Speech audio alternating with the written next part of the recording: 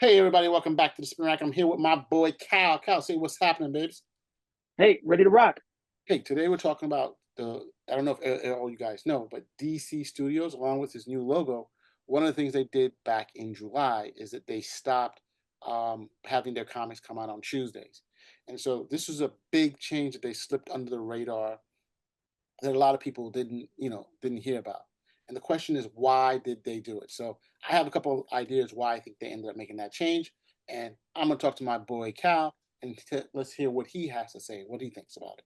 Okay. Of course, we should be of like mind, you know, but we'll see what madness he comes up with. No, Cal, we won't. what's your take on DC automatically, quietly going back to a Wednesday schedule in their releases of comics? Well, I knew eventually that would happen. It was only going to be one of two things was going to happen. Either DC was going to change the whole game and everybody was going to move to Tuesday, or eventually DC would move back to Wednesday. The majority of comics still came out on Wednesday.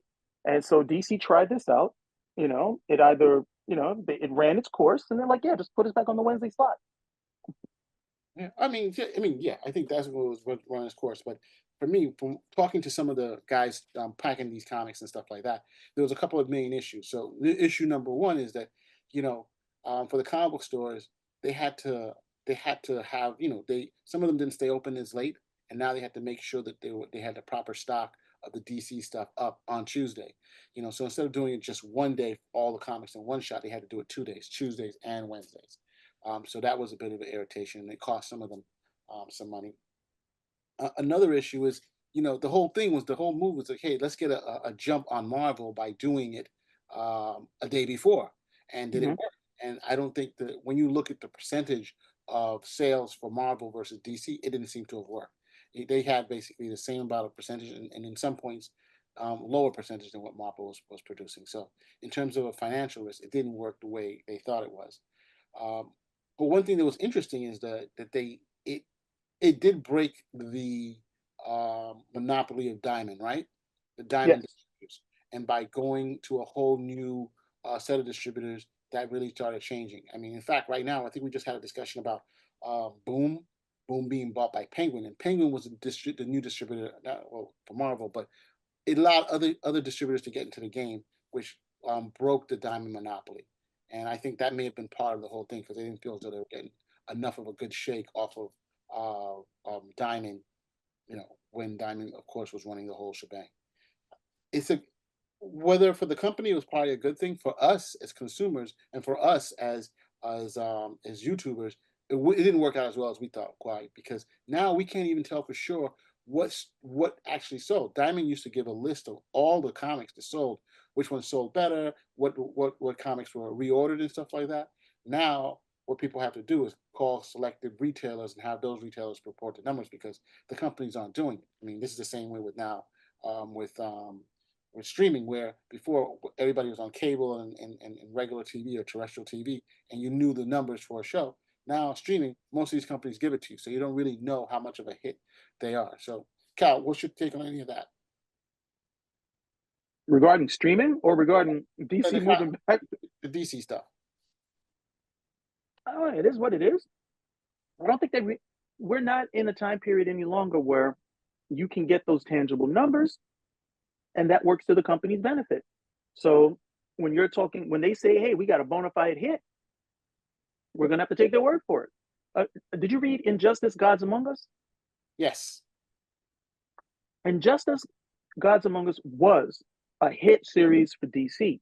However, to this day, I don't know what the numbers were. I have no idea what the numbers were. Why? Because it was a digital series. So, DC obviously did very well with this, but there's no way to know how well they did because DC didn't give up any of the numbers as to you don't even know how it was being sold. Was it being sold via subscription? Were people buying it? As a part of a download. You just don't know. But okay, it was very successful series for them, and that's just where we are right now, where they can say, "Hey, this is very successful, runaway hit." Oh, what are the numbers? Don't worry, it's a runaway hit. Yeah, that's crazy, man. Crazy runaway hit. So hey, just wanted to give people information about this whole DC thing that they slipped under the radar, and we thought that we wanted to call them out. Yo, DC, for us, all you did was just make it come to the comic book store 2 days as opposed to one. We didn't like it, so glad you changed back to. No, I was fine with it. I liked it because I want to see DC compete with Marvel. And when DC doesn't compete with Marvel, Marvel gets very, Marvel doesn't have to. Marvel can do nonsense. Marvel can do nonsense, and it doesn't matter. So Marvel can produce bad books or lackluster books because there's no real competition for them. They're like, no, our numbers are good, so we don't have to worry about that. But when DC is over here, like, no, we're actually going to stop being happy with being number two, and we're going for the number one spot. Oh, all of a sudden Marvel's books improve, and that's better for us all around. So I like that. But at the end of the day, I always felt that this was an exercise in seeing, hey, let's see how well this works for us. And I guess at some point, they were just like, hey, I don't think our numbers are going to be any better this day or the other. Let's just go back to Wednesday, especially since everybody with the exception of DC stayed on Wednesday. All right, well, thanks for that. So hey, if you like what you hear, give us a thumbs up, subscribe, comment, spin a rack. Hey, we're out.